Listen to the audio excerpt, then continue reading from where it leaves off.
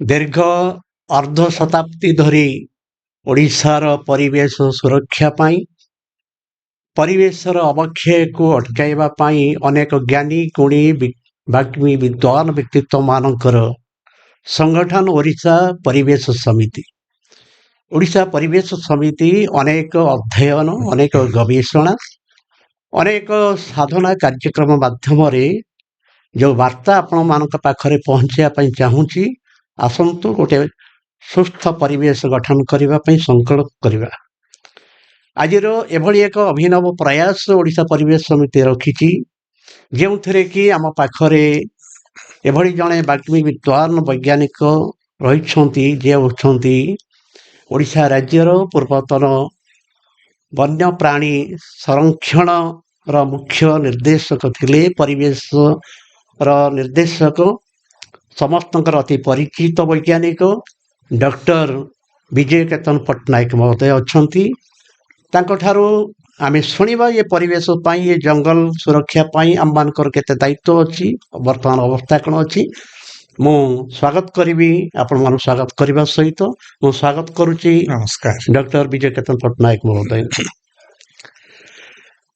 Sir, ଦୀର୍ଘ ଦିନର ଅନୁଭୂତି, ଅଭିଜ୍ଞତା, ଆପଣଙ୍କର ସାଧନା ଗବେଷଣା କୁହେ, ଅନେକ ପତ୍ର ପତ୍ରିକାରେ ଆପଣଙ୍କର ମଧ୍ୟ ଲେଖା ଆମେ ପଢ଼ିବାର ସୁଯୋଗ ପାଉ।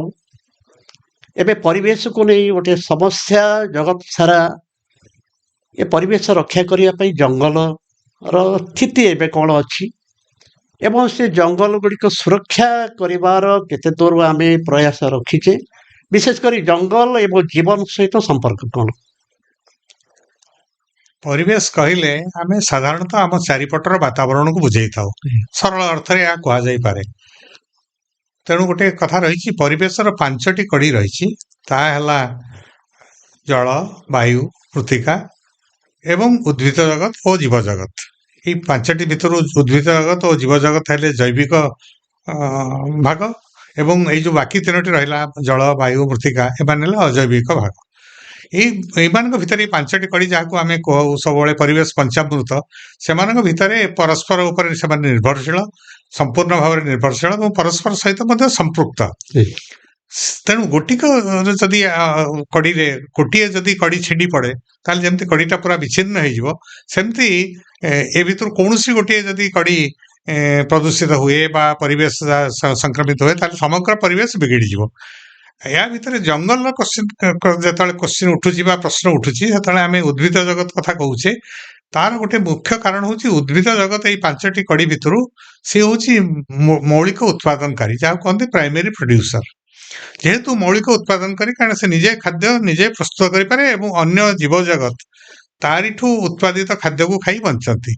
ସେଥିପାଇଁ ପରିବେଶରେ ଯୋଉ 5ଟି କଡ଼ି ଭିତରେ ଭାରସାମ୍ୟ ରକ୍ଷା କରିବାରେ ଉଦ୍ଭିଦ ଜଗତର ବହୁତ ଦାୟିତ୍ୱ ରହିଛି ଏବଂ ସେ ଭାରସାମ୍ୟ ମଧ୍ୟ ରକ୍ଷା କରି ସନ୍ତୁଳନ ରକ୍ଷା କରି ପାରିଛି। ଆଉ ଜଙ୍ଗଲ ପ୍ରଥମେ ଯେତେବେଳେ ଆମେ ଯଦି ପଛକୁ ଟିକେ ଫେରିଯିବା, ଅଷ୍ଟାଦଶ ଶତାବ୍ଦୀ ଆଗରୁ ଜଙ୍ଗଲଟାକୁ କେବଳ ଭାବୁଥିଲେ ପରିବେଶ ଅବକ୍ଷୟ, ମାନେ ସେତେବେଳେ ଭାବୁଥିଲେ ଲୋକ ଯେ ଜଙ୍ଗଲର କ୍ଷୟ ହେଉଛି ବା ଜୈବ ବିବିଧତା କ୍ଷୟ ହେଉଛି, କିଛିଟା ଗଛ ନଷ୍ଟ ହେଇଯାଉଛନ୍ତି, କିଛିଟା ପ୍ରଜାତିର ଜୈବ ବିବିଧତା ନଷ୍ଟ ହେଇଯାଉଛନ୍ତି। କାରଣ ଆମର ପ୍ରଥମ ଦେଖନ୍ତୁ, ଅଷ୍ଟାଦଶ ଶତାବ୍ଦୀର ପ୍ରଥମ ଭାଗରେ ଗୋଟେ ଆରମ୍ଭ ହେଇଥିଲା ରାଜସ୍ଥାନର ଯୋଉ ବୈଷ୍ଣବୀ ସମାଜ ଥିଲା, ବିଷ୍ଣୁଇ ସମାଜ ଥିଲା।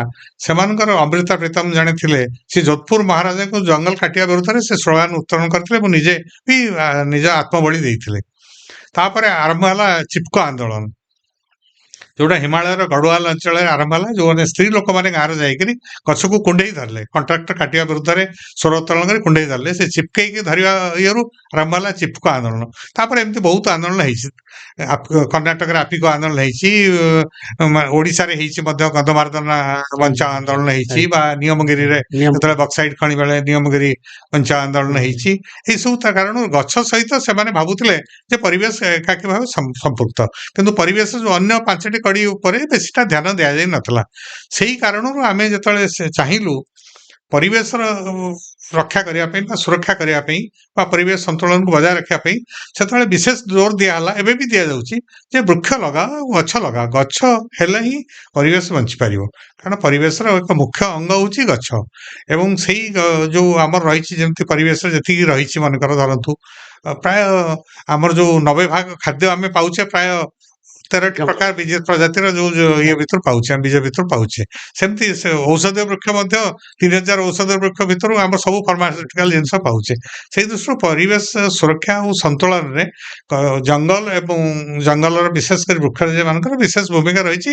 କାରଣ ସେମାନେ ହେଲେ ସ୍ୱୟଂ ପୋଷୀ, ନିଜେ ନିଜର ଖାଦ୍ୟ ପ୍ରସ୍ତୁତ କରନ୍ତି ଏବଂ ସେଇ ଖାଦ୍ୟକୁ ଖାଇ ସମ୍ପୂର୍ଣ୍ଣ ଜୀବଜଗତ, ଯାହା ମନୁଷ୍ୟ ମଧ୍ୟ ଯୋଉ ସେଇ ଜୀବଜଗତର ଗୋଟେ ଅଂଶ, ସେ ନିଜକୁ ସୁରକ୍ଷା ଦେଇଥାଏ ବା ନିଜକୁ ବଞ୍ଚେଇ ରଖିଥାଏ। ସାର୍ ଆମେ ଟିକେ ଯଦି ଅତୀତକୁ ବା ଅତୀତ ଇତିହାସକୁ ଯିବା, ତାହେଲେ ମଣିଷ ସଭ୍ୟତା ଯଦି ଆରମ୍ଭ ହେଇଥାଏ ତାହେଲେ ବଣ ଜଙ୍ଗଲ ଭିତରୁ ମଣିଷ ଜଙ୍ଗଲରେ ବୁଲୁଥିଲା, ଜଙ୍ଗଲର ଖାଦ୍ୟପେୟ ଗ୍ରହଣ କରୁଥିଲା, ଜଙ୍ଗଲର ବକଳ ପିନ୍ଧୁଥିଲା ଏବଂ ଜଙ୍ଗଲ ହିଁ ଆମମାନଙ୍କର ସମ୍ପଦ ଥିଲା। କିନ୍ତୁ ପରବର୍ତ୍ତୀ ସମୟରେ ଯେ ଆଧୁନିକତା ନାଁରେ ଆମର ସଭ୍ୟତା ବଢ଼ିଲା, ସେଠି ମଣିଷ ଜଙ୍ଗଲ ଠାରୁ ଦୂରେଇବା ଆରମ୍ଭ କରିଛି। କିନ୍ତୁ ଏବେ ବି ଅନେକ ଆଦିବାସୀ ଅଞ୍ଚଳର ଲୋକମାନେ ନିର୍ଭର କରନ୍ତି ଜଙ୍ଗଲ ସମ୍ପଦ ଉପରେ। ତାଙ୍କର ଜୀବନ ଜୀବିକା ସବୁକିଛି ନିର୍ଭର କରେ ଜଙ୍ଗଲ ଉପରେ। କେଉଁଠି ନା କେଉଁଠି ଆମେ ସେମାନଙ୍କୁ ଅବହେଳା ବା ଅଣଦେଖା ଯଦି କରୁଥାଏ ବୋଲି ଅନେକ ଲେଖାରେ ପ୍ରକାଶିତ ହେଉଛି। ତେଣୁ ଆମମାନଙ୍କର ଏ ଜଙ୍ଗଲ ସମ୍ପଦକୁ ରକ୍ଷା କରିବାର ଦାୟିତ୍ୱ କେତେ? ଏବଂ ଏ ସହରାମୁଖୀ ଭିତରେ ଜଙ୍ଗଲଟା ନଷ୍ଟ ହେଇଯାଉନି ତ? ଠିକ ପ୍ରଶ୍ନ ପଚାରିଛନ୍ତି। ଦେଖନ୍ତୁ, ଯଦି ଆମେ ଧରିବା 450 କୋଟି ବର୍ଷ ପୂର୍ବେ ଆମର ବିଶ୍ୱ ବ୍ରହ୍ମାଣ୍ଡ ସୃଷ୍ଟି ହେଇଥିଲା। ସେଥିରେ ଏଇ ଯୋଉ ଜୀବଜଗତର ସଂକେତ ମିଳିଲା ଜଳରୁ, ଏକକୋଷୀ ପ୍ରାଣୀରୁ 350 କୋଟି ବର୍ଷ ପୂର୍ବେ। 3 ଲକ୍ଷ ବର୍ଷ ପୂର୍ବରୁ ଏଇ ଯୋଉ ହୋମୋସାପିଏନ୍ସ ବା ମନୁଷ୍ୟ ଜାତି ଆରମ୍ଭ ହେଲା, ଯୋଉଟା ପ୍ରଥମ କୁହାଯାଏ। ଆଧୁନିକ ସେତେବେଳେ ଯୋଉ ମଣିଷ କହିଲେ ଆପଣ, ସେମାନେ ବଣ ଜଙ୍ଗଲରେ ବୁଲୁଥିଲେ, ବଣ ଜଙ୍ଗଲର ଫଳମୂଳ ଖାଇ ଜୀବନ ଯାପନ କରୁଥିଲେ, କଞ୍ଚା ମାଂସ ଭକ୍ଷଣ କରୁଥିଲେ। ସେତେବେଳେ ସେମାନେ ନିଆଁର ବ୍ୟବହାର ଜାଣିନଥିଲେ। ନିଆଁ ହଉଛି ପ୍ରଥମ ଆବିଷ୍କାର କୁହାଯାଇପାରେ, ବୈଜ୍ଞାନିକ ଆବିଷ୍କାର, ଯାହାକୁ ନିଆଁକୁ ଜାଣିଲା ଫଳରେ ସେମାନେ ମାଂସ ସିଝେଇକିରି ଖାଇଲେ ଏବଂ ନିଆଁରୁ ଅସ୍ତ୍ରଶସ୍ତ୍ର ସବୁ କରିବା ଆରମ୍ଭ କଲେ। ସେଇ ମନୁଷ୍ୟ ଯେତେବେଳେ ଗୋଟେ ସମୟରେ ଯେତେବେଳେ ସେ ଜଙ୍ଗଲ ଉପରେ ନିର୍ଭର କରୁଥିଲା, ସେ ଜଙ୍ଗଲ ବା ପ୍ରକୃତିକୁ ପୂଜା କରୁଥିଲା, ପରିବେଶକୁ ପୂଜା କରୁଥିଲା।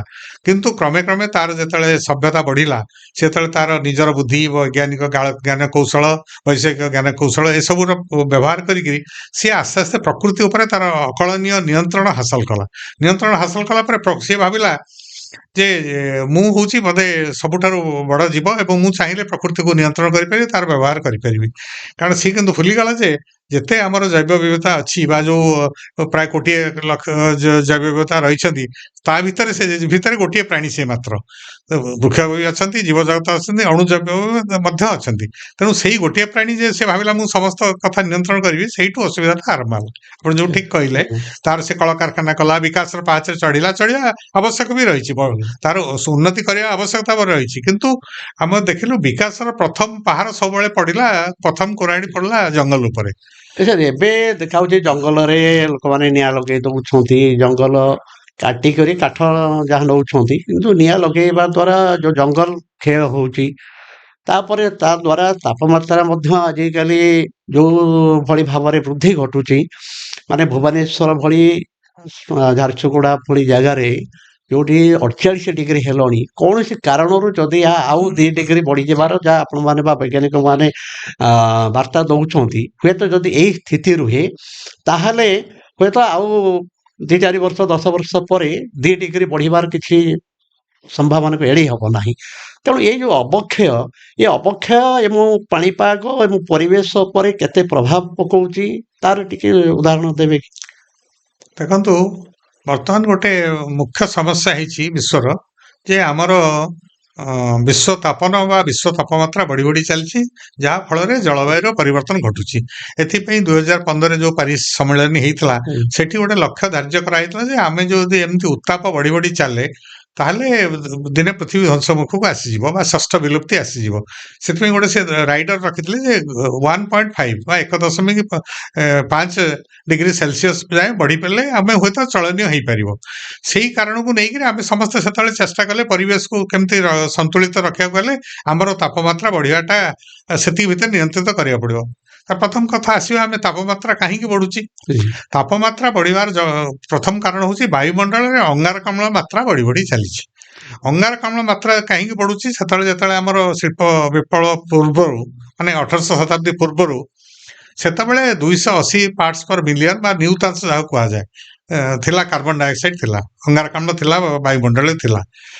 କିନ୍ତୁ ତାହା ବର୍ତ୍ତମାନ ବଢ଼ିକି 400 କେତେରେ ଆସିଲାଣି। ଏ ବଢ଼ିବାର କାରଣ ଅଛି। ଆମେ ଶିଳ୍ପାୟନ କରିକି ଧୂଆଁ ଛାଡୁଛେ, ବାୟୁମଣ୍ଡଳକୁ ଛାଡୁଛେ, ଯୋଉ ପରିବହନ କରୁଛେ, ଆମେ ଯୋଉ ଜୀବାଶ୍ମ ଇନ୍ଧନ ଜାଳୁଛେ ବା ଫସିଲ ଫୁଏଲ ଜାଳୁଛେ, କୋଇଲା ହେଲା, ପେଟ୍ରୋଲ ହେଲା, ଡିଜେଲ ହେଲା, ସେଥିରେ ମଧ୍ୟ ବାୟୁମଣ୍ଡଳ ଅଙ୍ଗାରକାମ୍ଳ ବଢି ଚାଲିଛି, ନିର୍ଗତ ହଉଛି, ଉତ୍ସର୍ଜନ ହଉଛି। ତା ଫଳରେ ବାୟୁମଣ୍ଡଳ ଅଙ୍ଗାରକାମ୍ଳ ମାତ୍ରା ବଢି ଚାଲିଛି। ତା ଛଡା ଅନ୍ୟ ବି ସବୁଜ କୋଠରୀ ବାଷ୍ପ ଯାହାକୁ କୁହାଉଛି, ଅନ୍ୟ ବି ମିଥେନ ଅଛି, ଯବକ୍ଷାରଜାନ ଅଛି, କ୍ଲୋରୋଫ୍ଲୋର କାର୍ବନ ଅଛି। କିନ୍ତୁ ମୁଖ୍ୟ ହେଲା ସେଥିରୁ 80% ହଉଛି ଅଙ୍ଗାରକାମ୍ଳ। ଏଇଟା ଯୋଉ ବଢି ଚାଲିଛି, ସେଇଟା ଆପଣ କହିଲେ ଜଙ୍ଗଲ କାହିଁକି ଆମେ କରୁଛେ, ତାର ମୁଖ୍ୟ କାରଣ ହଉଛି ଜଙ୍ଗଲ ବି ଗୋଟେ ପ୍ରାକୃତିକ ଅଙ୍ଗାରକ କୁଣ୍ଡ, ମାନେ କାର୍ବନ ସିଙ୍କ ଯାହାକୁ କୁହାଯାଏ। ଜଙ୍ଗଲ ଆଉ ସମୁଦ୍ର ଦିଟା ହଉଛି ପ୍ରାକୃତିକ କାର୍ବନ ସିଙ୍କ, ଅଙ୍ଗାରକ କୁଣ୍ଡ, ଯୋଉମାନେ ପ୍ରାୟ 50% ଅଙ୍ଗାରକାମ୍ଳ ବାୟୁମଣ୍ଡଳ ଶୋଷଣ କରି ନେଇଥାନ୍ତି। ଆମେ ହୁଏତ ଜାଣିଥିବେ, ଅନେକ ନିଶ୍ଚୟ ଜାଣିଥିବେ, ଯେହେତୁ ବୃକ୍ଷରାଜି ଖାଦ୍ୟ ପ୍ରସ୍ତୁତ କରନ୍ତି, ସେମାନେ କଣ କରନ୍ତି, ବାୟୁମଣ୍ଡଳ ଅଙ୍ଗାରକାମ୍ଳ ନିଅନ୍ତି, ମାଟି ତଳୁ ଖଣିଜ ଲବଣ ଜଳୀୟ ଅଂଶ ନିଅନ୍ତି, ଏବଂ ତାଙ୍କର ପତ୍ରରେ ଯୋଉଟା ହରିତକଣିକା ଅଛି ବା କ୍ଲୋରୋଫିଲ୍ ଅଛି, ତାକୁ ସୂର୍ଯ୍ୟକିରଣ ସାହାଯ୍ୟରେ ସେମାନେ ତାକୁ ରାସାୟନିକ ସାରରେ ଆଲୋକ ଯୋଉ ଏନର୍ଜିଟାକୁ, ଶକ୍ତିଟାକୁ ରାସାୟନିକ ଶକ୍ତିରେ ପରିଣତ କରନ୍ତି, ଯୋଉଟା ଗ୍ଲୁକୋଜ ବା ଶର୍କରା ଜାତୀୟ ଖାଦ୍ୟ ହେଇକରି ତାଙ୍କ ପାଖରେ ରହେ। ତେଣୁ ଗୋଟିଏ ଗଛ ପ୍ରାୟ ବାୟୁମଣ୍ଡଳରୁ ହାରାହାରି 49 ପାଉଣ୍ଡ ମାନେ ଅଙ୍ଗାରକାମ୍ଳ ଶୋଷଣ କରିଥାଏ। ସେମିତି ଗୋଟିଏ ଗଛ 260 ପାଉଣ୍ଡ ସେ ମାନେ ଅମ୍ଳଜାନ ଦେଇଥାଏ। ତେଣୁ ଆମର ଯୋଉ ଦିଟା ଜିନିଷ ଆବଶ୍ୟକତା, ଗୋଟେ ବାୟୁମଣ୍ଡଳ ଅଙ୍ଗାରକାମ୍ଳ ଯଦି କମ ହୁଏ, ତାହେଲେ ଆମର ଉତ୍ତାପ କମିବ ଏବଂ ଆମେ ବଞ୍ଚି ରହିବା ପାଇଁ ଅମ୍ଳଜାନ ବି ଦରକାର। ଯଦିଓ ବାୟୁମଣ୍ଡଳ 21% ଅଛି, କିନ୍ତୁ ସେଟାକୁ କିଏ ତାକୁ ରିଫିଲ୍ କରିବ, କିଏ? ଗୋଟେ ଯେମିତି ଡଟ୍ ସରିଗଲେ ଆମେ ଫୋପାଡ଼ି ଦଉଛେ, ଏଟା ତ ଫୋପାଡ଼ି ଦବାନି। ଏଇଟା ଜଙ୍ଗଲ କରେ, ବୃକ୍ଷରାଜି କରନ୍ତି, ସେମାନେ ଛାଡନ୍ତି। ଏବଂ ଦିଟା ଯଦି ବଡ ପ୍ରାପ୍ତବୟସ୍କ ଗଛ, ସେ ଗୋଟେ 4 ଜଣିଆ ପରିବାରକୁ ବି ବର୍ଷ ସାରା ଅମ୍ଳଜାନ ଯୋଗେଇ ପାରିବେ।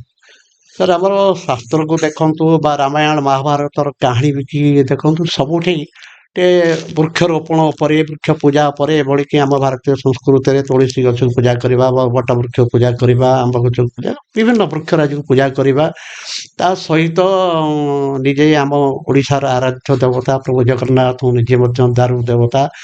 ତେଣୁ ଏଇଥିପାଇଁ ଯେ ବୋଧ ହୁଏ ଯେ ବୃକ୍ଷ ପ୍ରତି ସାଧାରଣ ମଣିଷର ପ୍ରେମ ଶ୍ରଦ୍ଧା ରଖିଲେ ହୁଏତ ବୃକ୍ଷରୋପଣ କରିବା କାର୍ଯ୍ୟକ୍ରମଟା ବ୍ୟାପକ ହେବ। ଏବେ ମଧ୍ୟ ସରକାର ବି ଅନେକ କ୍ଷେତ୍ରରେ ଯେ ବ୍ୟାପକ ବୃକ୍ଷରୋପଣ କରିବା ପାଇଁ ଚେଷ୍ଟା କରୁଛନ୍ତି। ଅନେକ ଅନୁଷ୍ଠାନ ମାଧ୍ୟମରେ, ଏଭଳିକି ଓଡ଼ିଶା ପରିବେଶ ସମିତି ବ୍ୟାପକ ବୃକ୍ଷରୋପଣ କାର୍ଯ୍ୟକ୍ରମ କରୁଛି। ତେଣୁ ଏ ବ୍ୟାପକ ବୃକ୍ଷରୋପଣ କରିବା ଦ୍ୱାରା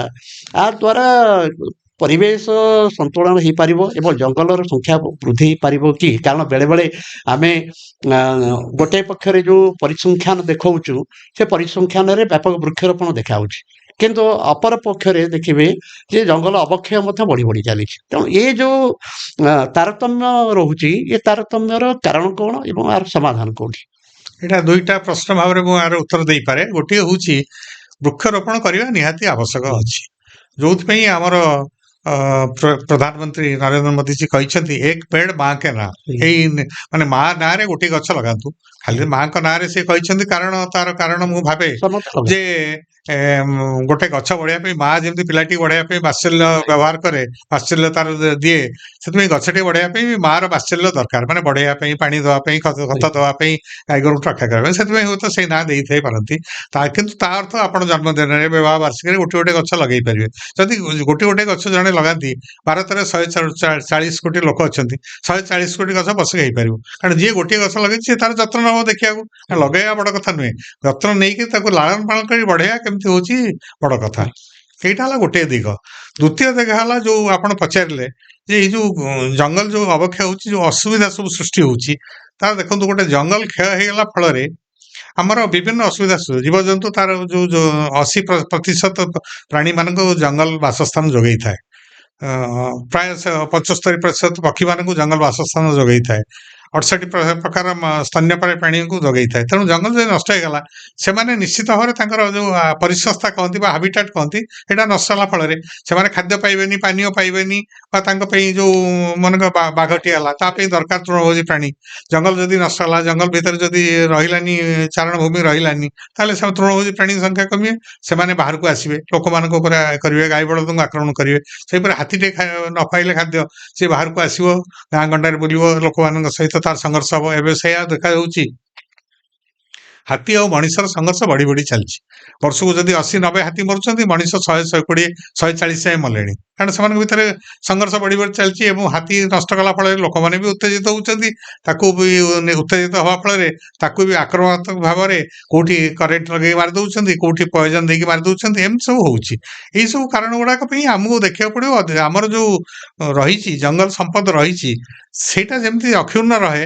କାରଣ ଆମର ଗୋଟେ ଧାରଣା ହଉଛି ଯେ ଆମେ ଯେମିତି ବସି ଖାଇଲେ ନଈବାଲି ସରେ କହନ୍ତି, ତେଣୁ ଜଙ୍ଗଲ ଯଦି କାଟିକିରି ସବୁ ଆମେ ଡେଭଲପମେଣ୍ଟ କରିବା ବା ଉନ୍ନତି କରିବା, ବିକାଶ କରିବା, ଯୋଉଟା କରିବାକୁ ମୁଁ ବିରୋଧ କରୁନାହିଁ, କିନ୍ତୁ ଜଙ୍ଗଲ ଥାଇକିରି ଗୋଟେ ସହନୀୟ ବିକାଶ କରିପାରିବା ଉଚିତ। ଆଉ ଜଙ୍ଗଲକୁ ଯଦି ଆମେ କାଟିକି ଆରମ୍ଭ କରିବା ତାହେଲେ ଦିନେ ଜଙ୍ଗଲ ସମ୍ପଦ ନଷ୍ଟ ହବ, ଜୈବ ବିବିଧତା ନଷ୍ଟ ହବ, ଜୀବଜନ୍ତୁ ନଷ୍ଟ ହେବେ। ଆଉ ପୃଥିବୀରେ ଯଦି ମନେକର ଗୋଟେ ଅନୁମାନ କରନ୍ତୁ, ଯଦି ଆଜି ପୃଥିବୀରୁ ସବୁ ଜଙ୍ଗଲ ନଷ୍ଟ ହେଇଗଲା ତାହେଲେ ମଣିଷ ସମାଜ ରହିବନି। ମଣିଷ ପ୍ରଜାତି ନଷ୍ଟ ହୋଇଗଲେ ତ ପୃଥିବୀ ରହିପାରିବ, କିନ୍ତୁ ଯଦି ସବୁ ଜଙ୍ଗଲ ନଷ୍ଟ ହେଇଗଲା, ଧ୍ୱଂସ ହେଇଗଲା, ଗୋଟେ ଅନୁମାନ ଗୋଟେ ଦିନ ଆସିବ, ତାହେଲେ ମଣିଷ ସମାଜ ବି ନଷ୍ଟ ହେଇଯିବ। ଆପଣ ଠିକ କଥା କହିଲେ। ଜଣେ ବୈଜ୍ଞାନିକ କହିଥିଲେ ଯଦି ଏ ଦୁନିଆରୁ ସବୁ ମଣିଷ ହଟିଯାଆନ୍ତି ତାହେଲେ ବୃକ୍ଷ ରାଜ୍ୟର କିଛି କ୍ଷତି ହବ ନାହିଁ, କିନ୍ତୁ ଯଦି ଦୁନିଆରୁ ସବୁ ଗଛ ହଜିଯାଆନ୍ତି ତାହେଲେ ଜଣେ ମଣିଷ କୌଣସି ଜୀବଟିଏ ବଞ୍ଚିପାରିବ ବଞ୍ଚିବ। ନାହିଁ। ସାର୍ ଆଉ ଗୋଟିଏ କଥା ମୋର ମନେ ପଡୁଛି ଯେ ବିଭିନ୍ନ ନଦ ନଦୀ ଉପକୂଳରେ ବହୁତ ଜଙ୍ଗଲ ସୃଷ୍ଟି ହେଉଥିଲା ଏବଂ ନଦୀର ଜଳ ଆଜିକାଲି ଓଡ଼ିଶାର ଅବସ୍ଥା ଦେଖୁଛନ୍ତି, ଜଳର ଯେଉଁ ଅବକ୍ଷୟ ଘଟୁଛି ବା ଜଳର ସ୍ଥିତି ଆଜିକାଲି ଠିକ୍ ନାହିଁ। ପ୍ରାୟ ଅଧିକାଂଶ ନଦୀରେ ମଧ୍ୟ ଜଳ ଆମେ ଦେଖିବାକୁ ପାଉନାହୁଁ। ଖରାଦିନେ ବା ଶୀତ ଦିନରେ ବି ଯେଉଁଟାକ ଚିର ପ୍ରବାହିତ ହେଉଥିବା ନଦୀ, ସେ ନଦୀ ମଧ୍ୟ ଶୁଖି ଶୁଖି ଆସିଲଣି। ଏହାର ମଧ୍ୟ କିଛି କାରଣ ରହୁଛି କି ଜଙ୍ଗଲ ଅବକ୍ଷୟ ହେବା ବା ଜଙ୍ଗଲ ନଷ୍ଟ ହେଇଯିବାର କିଛି କାରଣ ରହୁଛି କି? ନିଶ୍ଚିତ ଭାବରେ, କାରଣ ଜଙ୍ଗଲ ହଉଛି ଯୋଉ ନଦୀ ଅବବାହିକାରେ ଜଙ୍ଗଲ ରହିଲେ ଜଙ୍ଗଲରେ ଜଳ ଯୋଉ ନଦୀ ରହିବ ସେ ଚିର ପ୍ରବାହିତ ହବ ବା ସବୁଦିନ ପାଇଁ ସେ ନଦୀରେ ଜଳ ରହିବ। ତେଣୁ ଗୋଟିଏ ବର୍ତ୍ତମାନ ଆପଣ ଯଦି ଅନୁମାନ କରୁଥିବେ, ପ୍ରଥମେ ଯେତେବେଳେ ଜଙ୍ଗଲ ବିଭାଗ ହେଲା ବା ଜଙ୍ଗଲ ସୃଷ୍ଟି ହେଲା, ପରିଚାଳନା କରାଗଲା, ସେତେବେଳେ ଲକ୍ଷ୍ୟ ଥିଲା ଜଙ୍ଗଲରୁ କେମିତି ବେଶୀ ବେଶୀ ରାଜସ୍ୱ ଆଦାୟ କରାଯାଇ ପାରିବ। ଭଲ ଭଲ ଅର୍ଥନୀତିକ ବିଶିଷ୍ଟ ଗଛ ଲଗେଇବା, ଶାଗୁଆନ ଲଗେଇବା, ଶାଳ ଲଗେଇବା, ଅସନ ଲଗେଇବା। ତେଣୁ କେମିତି ଅର୍ଥନୀତି ଆସିବ, କେନ୍ଦୁପତ୍ର କେମିତି କାଟିକି ଇଏ କରିବା। କିନ୍ତୁ ବର୍ତ୍ତମାନ ଜଙ୍ଗଲର ଯୋଉ 3ଟା ଲକ୍ଷ୍ୟ ରହିଲା, ପ୍ରଥମ ଲକ୍ଷ୍ୟ ରହିଲା ଜଳ ସଂରକ୍ଷଣ ଓ ଜୈବ ବିବିଧତା ସଂରକ୍ଷଣ, ଜଙ୍ଗଲ ପରିଚାଳନାର ପ୍ରଥମ ଲକ୍ଷ୍ୟ। ଦ୍ୱିତୀୟ ଲକ୍ଷ୍ୟ ହେଲା ଯୋଉ କାର୍ବନ ସିକ୍ୱେଷ୍ଟ୍ରେସନ, ମାନେ ଅଙ୍ଗାରକାମ୍ଳ କେମିତି ଆହରଣ କରିବ, ବେଶୀରୁ ବେଶୀ କରିବ। ତୃତୀୟ ହେଲା ଯୋଉ ଜଙ୍ଗଲ ଚାରିପଟେ ଯୋଉ ଲୋକମାନେ ରହିଛନ୍ତି ତାଙ୍କର ଜୀବନ ଜୀବିକା ଉପରେ କେମିତି ତାକୁ ସାହାଯ୍ୟ କରିବ। କାରଣ ବର୍ତ୍ତମାନ ଦେଖିବାକୁ ଗଲେ ବିଶ୍ୱରେ ଯେତେ ଜଙ୍ଗଲ ଅଛନ୍ତି ତା ଚାରିପଟେ ପ୍ରାୟ 160 କୋଟି ଲୋକ ଅଛନ୍ତି, ବିଶ୍ୱର ଜଙ୍ଗଲ ମୁଁ କହୁଛି, ଏବଂ ପ୍ରାୟ 30 କୋଟି ଲୋକ ସେ ତାର ଜଙ୍ଗଲ ଉପରେ ନିର୍ଭର କରନ୍ତି। ସେମାନଙ୍କର 60% ଆଦିବାସୀ ମାନଙ୍କର ଆପଣ ଜାଣିଥିବେ, ଆଦିବାସୀ ମାନଙ୍କର 60% ଜୀବିକା ଜଙ୍ଗଲରୁ ଆସିଥାଏ। ସେ ଫଳମୂଳ ସଂଗ୍ରହ କରି, କନ୍ଦ ସଂଗ୍ରହ କରି ବିକିବା, ସେ ଶାଳପତ୍ର ସଂଗ୍ରହ କରି ଖଲି ତିଆରି କରିବା, ଶିଆଳି ପତ୍ର ସଂଗ୍ରହ କରି ଖଲି କରିବା, ବାଉଁଶ ସଂଗ୍ରହ କରିକି ବେତରା ବା ବୋଝ ଏମିତି ସବୁ ପ୍ରସ୍ତୁତ କରିବା, ଏସବୁ ଗୁଡାକ ଆସିଥାଏ। ତେଣୁ ସେଇ ଦୃଷ୍ଟିରୁ ଦେଖିବାକୁ ଗଲେ ତେଣୁ ଜଙ୍ଗଲ ଉପରେ ସେମାନେ ନିର୍ଭରଶୀଳ ହେଇଛନ୍ତି। ତେଣୁ ଜଙ୍ଗଲ ଯଦି ର ଜଳ ସଂରକ୍ଷଣ କ୍ଷମତାଟା, ଯୋଉ ଜଳଚକ୍ର ସଞ୍ଚାଳନ ହଉଛି ତାର ଗୋଟେ ପରିସ୍ୱାସ୍ଥ୍ୟ ସେବା। ଖାଲି ଯୋଉ କାଠ ଦିଏ, ଘର ଦିଏ, ଏଗୁଡା ଦିଏ, କାଗଜ ଦିଏ, ଏସବୁ ବିଷୟ ବ୍ୟତୀତ ସେ ଅନେକ ପରିସ୍ୱାସ୍ଥ୍ୟ ସେବା ମଧ୍ୟ ଯୋଗାଇଥାଏ। ସେଥିରେ ପ୍ରଥମ ହେଲା ଜଳଚକ୍ର ସଞ୍ଚାଳନ, ମାନେ ଜଙ୍ଗଲରେ ଯୋଉ ଗଛ ଯୋଉଠି ଥିବ ସେଠି ବର୍ଷା ନିଶ୍ଚୟ ହବ। ଆପଣ ମାର୍କ କରିଥିବେ ଜଙ୍ଗଲ ଅଞ୍ଚଳରେ ବର୍ଷା ଟିକେ ହୁଏ, ଉତ୍ତାପ କମେଇବ। ତାମାନେ ସେଇ ଯୋଉ ଜଙ୍ଗଲ ପରିସର ଭିତରେ 2-3 ଡିଗ୍ରୀ ବାହାର ଉତ୍ତାପ ଯାହା ଥିବ କମିଯିବ, କାରଣ ସେ ହୁଏତ ଗଛର ପତ୍ର ମାନେ ଶୋଷି ନିଅନ୍ତି। ତେଣୁ ଜଳ ଯୋଉ ଇଏ ହୁଏ ମୃତ୍ତିକା ସଂରକ୍ଷଣ କରିଥାଏ, କାରଣ ମାଟିର ଗଛର ମାଟି ଚେର ଗୁଡିକ ମାଟି ଭିତରେ ଥାଇକିରି ସେମାନେ ଜାବୁଡିକି ଧରି ରଖିଥାନ୍ତି। ତେଣୁ ମାଟି ମାନେ ସହଜରେ ଧୋଇଯାଏ ନାହିଁ, ଏବଂ ସେଇଗୁଡାକ ଦେଇକିରି, ସେଇ ଚେର ଦେଇକିରି ବର୍ଷା ଜଳ ଭୂମି ତଳକୁ ପ୍ରବେଶ କରେ। ଆମର ମୁଖ୍ୟ ଜଳ ସ୍ରୋତ ହଉଛି ବର୍ତ୍ତମାନ ଭୂତଳ ଜଳ, ଯୋଉଥିରୁ ଆମେ କୃଷି କରୁଛେ ନଳ ପମ୍ପ ବସେଇକି। ସେଇ ଭୂତଳ ଜଳସ୍ତର ମଧ୍ୟ ହ୍ରାସ ପାଇବାରେ ଲାଗିଛି, କାରଣ ଜଙ୍ଗଲ କଟି ଯାଉଛି। ସେଥିପାଇଁ ବର୍ତ୍ତମାନ ଯୋଉ ଚେଷ୍ଟା କରାଯାଇଛି ନମାମି ଗଙ୍ଗେ ଯୋଉ ପ୍ରୋଜେକ୍ଟ ଚାଲିଛି ଭାରତ ସରକାରଙ୍କର, ପ୍ରତ୍ୟେକ ଅବବାହିକାରେ ସେଥିରେ ତା ନାଁ ଦିଆହେଇଛି ନମାମି ଗଙ୍ଗେ, କିନ୍ତୁ ପ୍ରତ୍ୟେକ ଅବବାହିକାରେ, ମହାନଦୀ ଅବବାହିକାରେ ବି ଲଗେଇବାର ଅଛି। ବହୁତ ଗଛ ଲଗାଯାଉ, ଯେମିତି ଯୋଉ ୱାଟର ସେଡ୍ ଅଞ୍ଚଳ କହନ୍ତି, ଯୋଉ ଯୋଉ ଜଳଛାୟା ଅଞ୍ଚଳ, ସେଠି ପ୍ରଚୁର ଗଛ ରହୁ, ଗଛ ଜଙ୍ଗଲର ଯୋଉ ନଦୀ ପ୍ରବାହିତ ହଉଛନ୍ତି ସେଗୁଡାକ ଚିରସ୍ରୋତା ହୁଅନ୍ତୁ, ଚିରସ୍ରାବୀ ହୁଅନ୍ତୁ।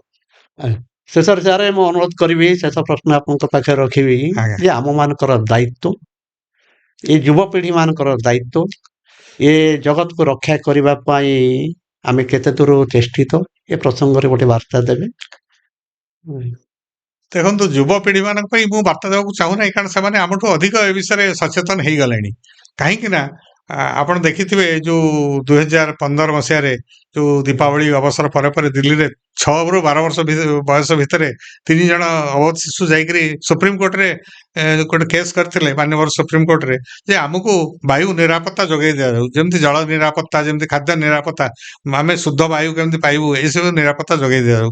ଆପଣ ଗ୍ରେଟା ଥୁନବର୍ଗ କି ଶୁଣିଥିବେ, ସ୍ୱିଡେନ୍ର 15 ବର୍ଷ ବୟସରେ ସିଏ ବି ମାନେ ଜଳବାୟୁ ପରିବର୍ତ୍ତନ ରୋକିବା ପାଇଁ ଇଏ କରିଥିଲେ। ତେଣୁ ମୁଁ ଭାବୁଛି ଯଦି ଆମେ ପିଲାମାନଙ୍କୁ କେବଳ ଆମେ ଏତିକି ସଚେତନ କରିବା, ସେମାନେ ପ୍ରକୃତିକୁ ପ୍ରେମ କରିବାକୁ ଯାଆନ୍ତୁ, ପ୍ରକୃତିକୁ ଭଲ ପାଇବା ଚାହାନ୍ତୁ, ଯୋଉଟା ଆମେ ଇକୋ କ୍ଲବ ଜରିଆରେ ସ୍କୁଲ ପିଲାମାନଙ୍କୁ ଶିଖଉଛୁ। ଥରେ ପ୍ରକୃତିକୁ ପିଲାବେଳେ ଭଲ ପାଇଲେ ସେମାନଙ୍କର ଭବିଷ୍ୟତରେ ଜଙ୍ଗଲ ପ୍ରତି ବା ପରିବେଶ ପ୍ରତି ସେମାନଙ୍କର ଆଗ୍ରହ ରହିବ, ଭଲ ପାଇବା ରହିବ, ଏବଂ ସେମାନେ ଜଙ୍ଗଲ ସଂରକ୍ଷଣ ଦିଗରେ ନିଶ୍ଚିତ ଭାବରେ ଚେଷ୍ଟା କରିବେ। ଧନ୍ୟବାଦ ସାର୍ ଆପଣଙ୍କୁ।